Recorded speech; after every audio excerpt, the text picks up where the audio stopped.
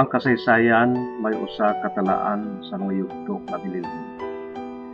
Mga panghitabo ang nagdala og mga minungdanong mga butang.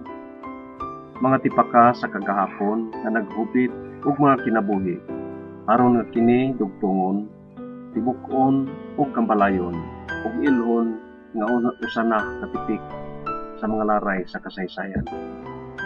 Ang ngalan sa kapunungan mao ang Manhuyop Mutual Aid Organization Incorporated.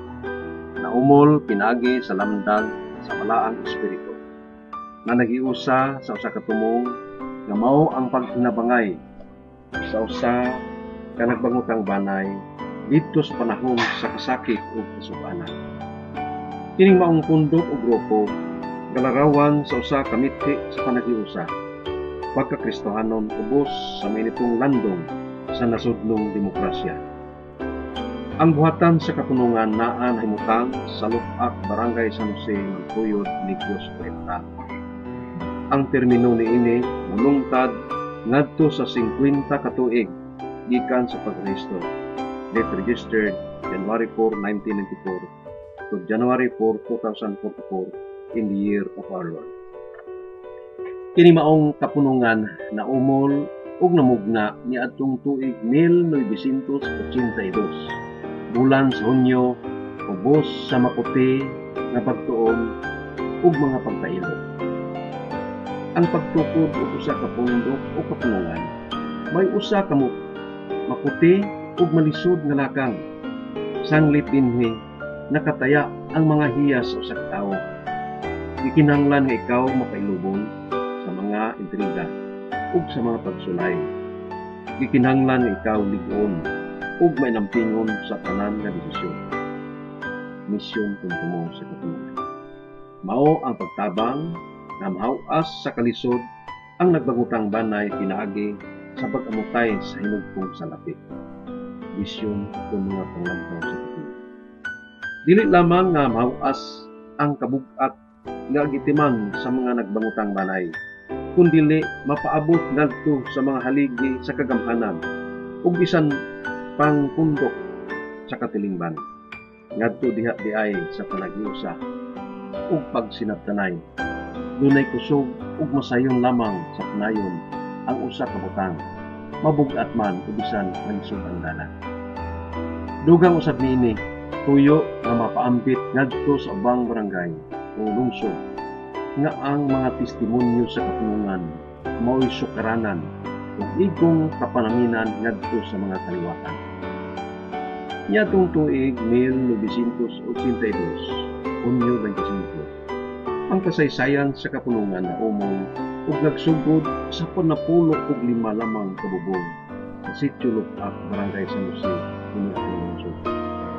Kini ubos sa mga salabutan nga kung tunay mapaliwan usa sa miyembro sa pamilya paghatagan og tag 5 pesos ug usa ka salmong bugas ug usa ka latang tinapay. Sa ato pa kon sumarahon 75 pesos, 15 ka salmon nga bugas ug 15 po ka latang tinapay. Nang ligid ang mga panahon, mga pagtuon ug mga pagtukaw gipadayon angtod na halos kinitibuk-an sa Barangay San Jose nagpakabana na ug niapil sa maong programa. Pila may hagtik sa orasan ug nahimong mga katuigan dinhi nahagit ang Barangay Dungguan nga moapil. Pinanguluhan ni Dading Kulantulan. Mga pagpasabot sa mga bag-ong moapil gipadayon. Pagtuki ug mga pagtimbang-timbang gisaga. Diin dunay mga pagtuo nga ang maong mga lakang usa ka pagpanunglo ug makadaot kung kini mapadayon. Tungod sa paglambigit sa duwa na ka barangay ang San Jose ug Dungguan, dunay 245 na kabubong. Laktod dunay 1,225 ka pesos na kantidad nga matabang, 245 tipong bugas ug 245 palatang tinapa. Kining maong kahimtang napanid-an sa kadaghanan nga makatabang gyud sa hingtungdang banay. Nasayran usab nga minanay na paglugak ang mga hinabang simento, plywood sa pangagamhanang lokal ug sa mga barangay nga hingtungdan tungod kay makatubag na ang mga gikinahanglan sa lubnganan. Ang mga pagtabang sa kapunungan nagpadayon. Mga pagtukol, pagduda, gipadayon nga giagwanta sa mga nagmugna tungod kay dili man kapariha ang mga pagtuog. Dunay mga panglantaw ug mga pangutana kung munahutay ba kining maong kapunungan. Kay matud pa sa uban, maayo na lamang kung usa sa gatusan ka mga kapunungan magmalampuson ilabi na kung kwarta na ang malambigit niini. Kini pagkahat. Mga pagdailos o tikang sa mga katuigan, minanay, pagligid, hangtod nga niapil ang barangay Kampuyo. Ubos sa paghangyo ni Mrs. Philly Abilia. Ipadayon ang pagpatinaw sa mga namunuan. Ang mga patakaran niini tungod hangtod nga niabot na ngadto sa 1,250 kabubong ang niini ni Pasilong. Ang pagdugang sa gidaghanon nakaukay sa kadaghanan tungod kay nikabat na sa 6,250 ang hinabang. 1,250 na katipong bugas ug 1,250 na usab kanatang tinapa. Ang gidaghanon sa tinapa ug mga tipong bugas nakadani sa mga hingtungdan.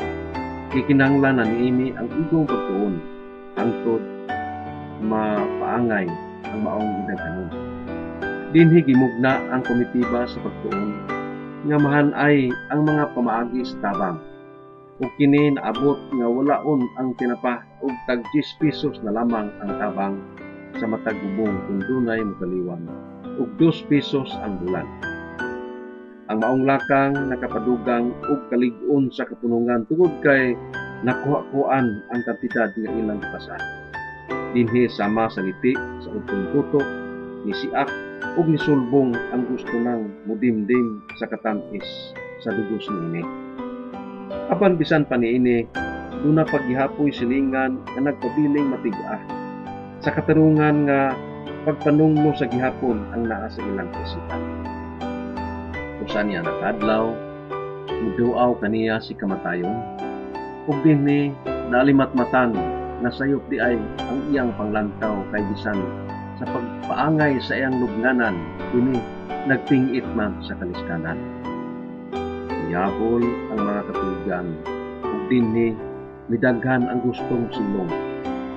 Mga kabaranggayan latas sa mga kabutiran, bisan gani mga tulungsuran, kini nahunuhot-suhot sa pagtilaw sa serbisyo magkakadwa. Sama sa bandilang Pilipinhon, nagbarog nga malig-on niyo sa mga pagsulay o mga pagbiyay-biyay.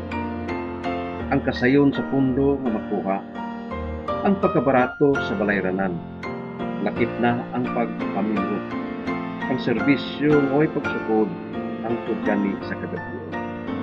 Mo'y mga buhing saksi ug sukaranan na luyo di ay sa kangit-ngit, dunay silaw sa kahayag na nagpaabot ang kalampusan ng tinguha sa tanan. Daghang kay salamat.